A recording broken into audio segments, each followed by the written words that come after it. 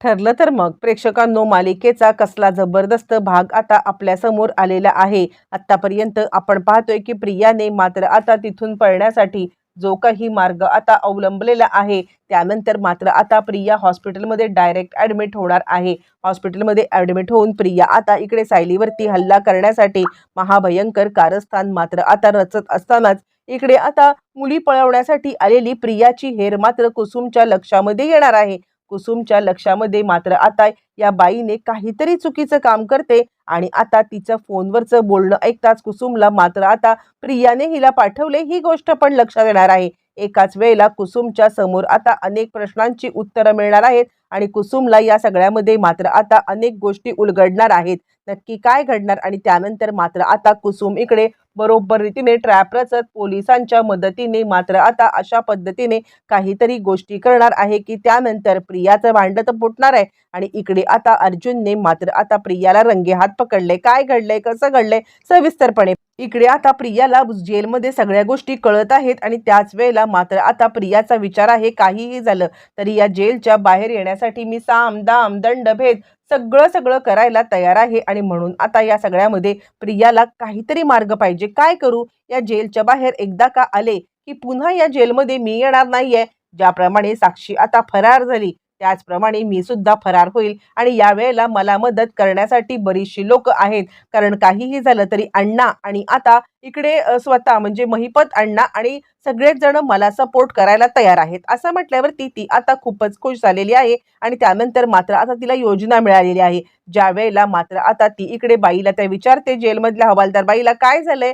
म्हणजे या सगळ्यामध्ये इकडे कसली गडबड चालू आहे आणि त्यावरती त्या बाईने सांगितलंय गडबड म्हणजे काय, त्या बाईला युरिन स्टोन झालेला आहे आणि या किडनी स्टोनमुळे ती जी आता गडाबडा लोळायची फक्त बाकी आहे आणि त्याचमुळे तिला आता हॉस्पिटलमध्ये हलवण्याचं काम चालू आहे। असं म्हटल्यावर ती प्रिया आता विचार करते, अरे देवा, इतके दिवस मला ही गोष्ट का नाही उमजली, मला का नाही कळलं की या सगळ्यामध्ये मात्र आता मी सुद्धा हे सगळं करू शकते। ते काही नाहीये, काहीही झालं तरी सुद्धा मी या सगळ्यामध्ये मात्र आता म्हणजे इथून पळण्यासाठी हाच मार्ग अवलंबणार आहे, असं प्रिया मात्र आता विचार करते आणि प्रिया खूपच खुश झालेली आहे।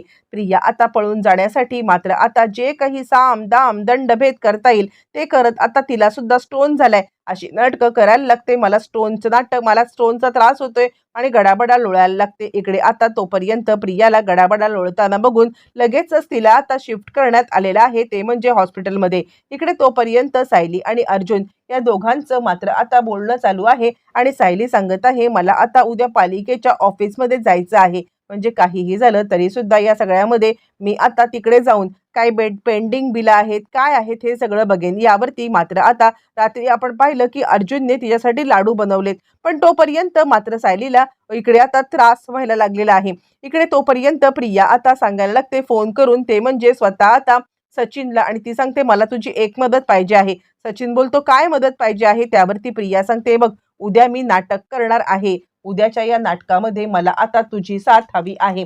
त्यावरती मात्र आता सचिन तिला सांगायला लागतो, कसली साथ, काय बोलतेस तू, आणि यावरती मात्र आता प्रिया सांगायला लागते, मला या सगळ्यामध्ये तुझी साथ पाहिजे, ती या कारणासाठी की मी उद्या नाटक करणार आहे आणि या नाटकामध्ये मला आता तुझी साथ लागेल। यावरती तो म्हणतो कसलं नाटक, प्रिया सांगायला लागते, मला उद्या म्हणजे मी आजारी पडण्याचं नाटक करणार आहे, पण जो आजार काही मी आता हे करणार आहे ना, त्या आजारासाठी तुझ्या आता म्हणजे आता डॉक्टरांचं सर्टिफिकेट असं पाहिजे की काहीही झालं तरी मला हॉस्पिटलमध्ये ट्रीटमेंट घेण्यासाठी इकडे आता ठेवलं पाहिजे कायमचं, त्यांनी मला कधीच इकडे नाही आणलं पाहिजे। असं म्हटल्यावरती तो म्हणतो पण असं काय करणार आहेस तू, यावरती ती सांगायला लागते, मी आता माझ्या प्रेग्नन्सीचंच मात्र आता नाटक करणार आहे की मला त्रास होतोय आणि त्यानंतर मला आता पूर्णपणे बेड रेस्ट पाहिजे, असं डॉक्टरांनी सर्टिफिकेट दिलं पाहिजे आणि जेलच्या वातावरणामध्ये मला त्रास होऊ शकतो, त्यामुळे डिलिव्हरी होईपर्यंत हिला आता इकडे बाहेरच ठेवा, असं सर्टिफिकेट मला पाहिजे। यावरती तो म्हणतो इतकंच ना, ठीक आहे, तुला सर्टिफिकेट मिळालं म्हणून समज, तू अजिबात चिंता करू नकोस, तुला आता सर्टिफिकेट देण्याचं काम माझं। असं म्हटल्यावरती मात्र आता प्रिया इकडे विचार करायला लागते, चला आज काहीही झालं तरी सुद्धा जेलच्या बाहेर पडणार। इकडे आपण पाहिले की सायलीला त्रास झालाय, सायलीची तब्येत बिघडले आणि सायलीला मात्र आता इकडे दवाखान्यात नेण्यात आलेलं आहे। ज्या वेळेला सायलीला दवाखान्यात नेलंय तोपर्यंत प्रियाची सुद्धा त्याच दवाखान्यात शिफ्टिंग झालेली आहे.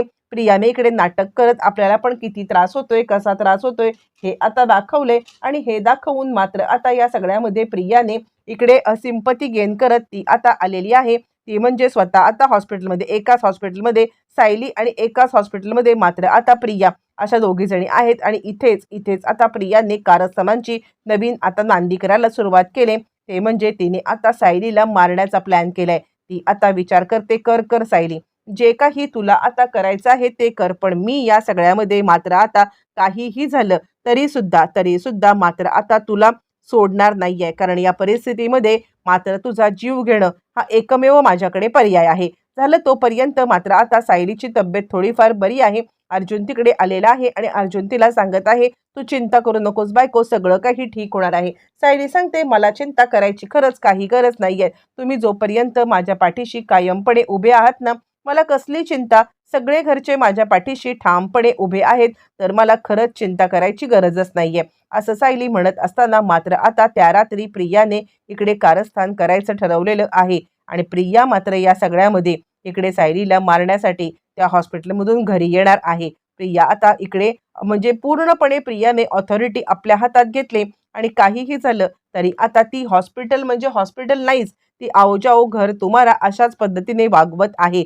बरं, हे सगळं होत असताना इकडे मध्यरात्री सायलीला थोडा अजून त्रास व्हायला लागलाय. त्यावरती अर्जुन म्हणतो, काय झालं, आपण आता डॉक्टरांकडे जायचं आहे का? त्यावरती सायली सांगायला लागते, मला खरंच कळत नाहीये काय करूया ते, म्हणजे या सगळ्यामध्ये मात्र आता माझेच क्रेविंग माझ्याच अंगाशी येणार आहेत. अर्जुन म्हणतो, तुझ्यामुळे नाही, हे सगळं माझ्यामुळे झालेलं आहे. बरं, त्याच रात्री प्रिया आता हॉस्पिटलमधून सुभेदारांच्या घरामध्ये यायला निघालेली आहे. बरं, तो इकडे आता आपण पाहतोय की आलेली ती जी कोणी मुलगी आहे ती मुलगी मात्र आता घरामध्ये इकडे म्हणजे आश्रमातल्या मुलांच्या सोबत जास्त हे करण्याच्या पेक्षा मुलींच्या सोबत आता जास्त इकडे इंटरॅक्ट करत आहे. आणि ही गोष्ट कुसुमच्या मात्र आता लक्षात आलेली आहे.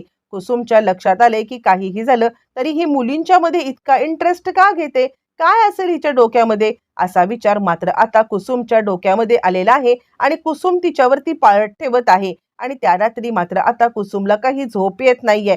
कुसुम विचार करते की नाही, काहीही झालं तरी सुद्धा ही मुलगी या सगळ्यामध्ये मात्र आता असं का वागत आहे. आणि त्या रात्री ती आता लक्ष ठेवते, तर त्या रात्री मात्र आता ती मुलगी या सगळ्यामध्ये घरामध्ये म्हणजे अशी चोरासारखी वावरत आहे, किंवा आता चोरासारखी वावरत या सगळ्यामध्ये ती काय शोधत आहे हे कुसुमला कळत नाहीये. पण ती प्रत्येक मुलीच्याच मात्र आता रूम मध्ये जाती आहे. इतकंच काय, तर या सगळ्यामध्ये मात्र आता ती प्रत्येक मुलीच्या पुढे मागे करते आहे. प्रत्येक मुलीला मात्र आता काहीतरी सांगण्याचा प्रयत्न करते. हे सगळं कुसुमला जरा आता विचित्र वाटत आहे. आणि त्याच वेळेला मात्र आता कुसुम हे मधुभाऊंच्या मात्र इकडे कानावरती घालायचा विचार करते आणि तिला आता पकडते सुद्धा. काय ग, काय झाले, मुलींचे सगळे सर्टिफिकेट बघतेस, मुलींची नावं बघतेस, काय काय तुझं चाललंय काय, आज तरी याच्यामध्ये आलेली आहेस ना, असं असताना तुला कसली चौकशी करायची आहे. यावरती ती गडबडते आणि ती सांगते, काही नाही, मला आता मुलींच्या बद्दल जास्त आपुलकी प्रेम माया वाटते ना, बाकी काहीच नाहीये. असं म्हणत ती या सगळ्यामध्ये मात्र आता काही झालं तरी सुद्धा इकडे खरं सांगत नाहीये. पण कुसुम तिचा मोबाईल हातात घेते आणि ज्या वेळेला कुसुमने मोबाईल हातात घेतलाय त्याच वेळेला मात्र आता जेलमधल्या हवालदार बाईचा तो आता जो काही मोबाईल नंबर आहे तो पाहिल्यावरती कुसुम आता तिचे कॉलर पकडते. कोण आहेस तू, कशासाठी इकडे आलेस? मधुभाऊ, आपण एकदा आता त्या महिपतच्या माणसावरती विश्वास ठेवून त्याला इकडे आधार दिला आणि त्यानंतर आपण आता विसरूनच गेलो की हे सगळी माणसं महिपत पाठवू शकतो. आणि ही बाई सुद्धा महिपतने पाठवलेली मला आता वाटत आहे.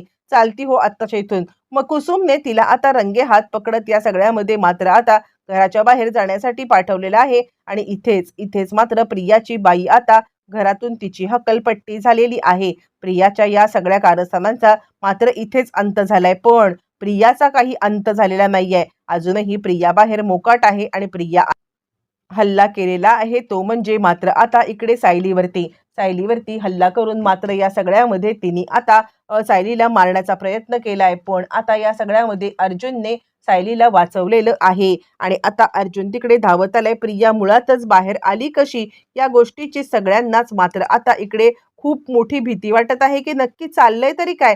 प्रिया बाहेर आली कशी आणि हे सगळं मात्र आता इकडे अर्जुन शोधून काढणार आणि प्रियाला पुन्हा एकदा जेलमध्ये पाठवणार. प्रियाची सगळी काळी कारस्थानं मात्र आता समोर आलेली आहेत आणि या सगळ्यामध्ये प्रिया आता पुरती अडकलेली आहे. एका झटक्यात मात्र आता सगळी समीकरणं बदलत प्रिया पुन्हा जेलमध्ये रवानगी होणार आहे.